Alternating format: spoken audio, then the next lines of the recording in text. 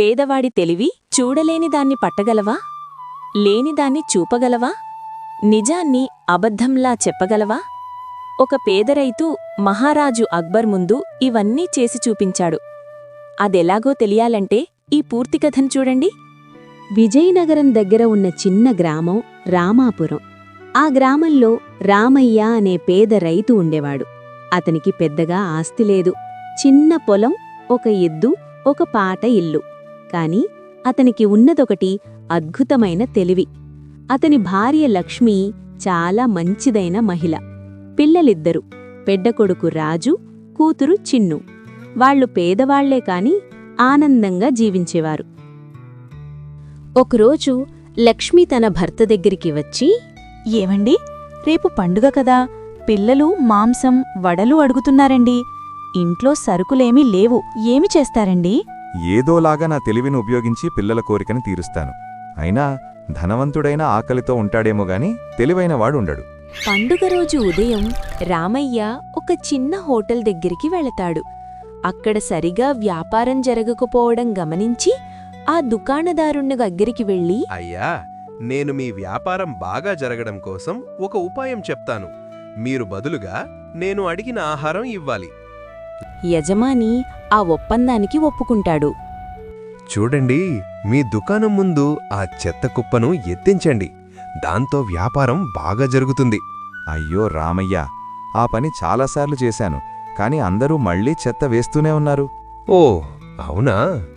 అయితే సరే, అక్కడ బాగా శుభ్రం చేసి ఒక దేవుడి పటం పెట్టండి, పూజించండి. అప్పుడెవ్వరూ చెత్త వెయ్యరు. అబ్బా, మీ ఉపాయం భలేగా ఉంది రామయ్య. అలానే చేస్తా. ఇదిగో నువ్వు అడిగిన భోజనం.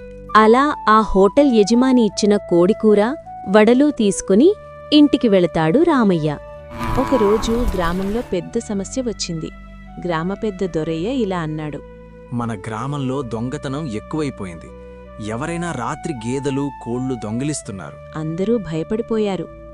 రామయ్య నవ్వుతూ అన్నాడు, దొంగ అంత తెలివిగా ఉంటే మనమింకా తెలివితో వాణ్ణి పట్టుకోవాలి. అప్పటికి దగ్గర్లోనే ఉన్న రాజ్యం నుండి వార్త వచ్చింది. అక్బర్ చక్రవర్తి తన మంత్రి బీర్బల్తో కలిసి ప్రజల తెలివిని పరీక్షించడానికి గ్రామాలకు వస్తున్నాడని. గ్రామం మొత్తం ఆనందంగా తయారైంది. అక్బర్ ఇలా అన్నాడు, నేను ఈ గ్రామంలోని వారిలో ఎవరు తెలివైనవారో తెలుసుకోవాలనుకుంటున్నాను. అప్పుడు వెంటనే దొరయ్య, మా గ్రామంలో రామయ్య చాలా తెలివైనవాడు అని అంటాడు. బీర్బల్ రామయ్యతో, నీకొక పరీక్ష. ఈ 3 పనులు చెయ్యాలి. చూడలేనిదాన్ని పట్టుకోవాలి, లేనిదాన్ని చూపించాలి, నిజాన్ని అబద్ధంలా చెప్పాలి. ఇది చేస్తే నీ తెలివిని ఒప్పుకుంటాం. ఇంటికి వెళ్లి రామయ్య జరిగిన విషయం లక్ష్మికి చెబుతాడు.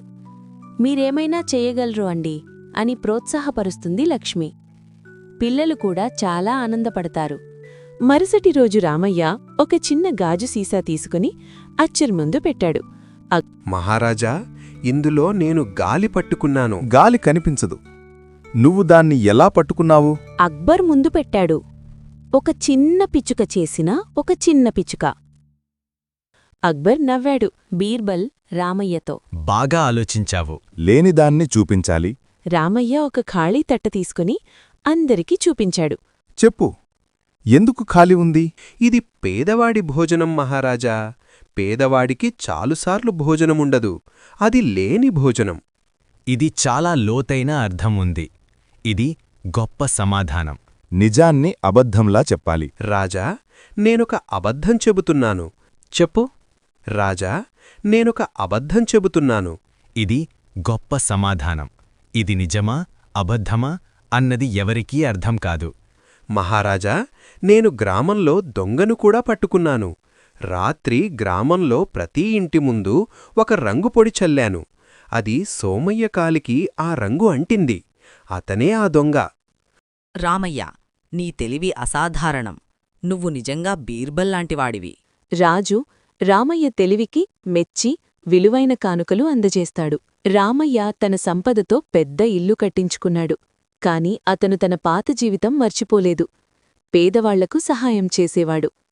లక్ష్మి గర్వంగా, నీ తెలివి వల్ల మన జీవితం మారింది అంది. పిల్లలు, మా నాన్న బీర్బల్ లాంటివాడు అని చెప్పుకున్నారు.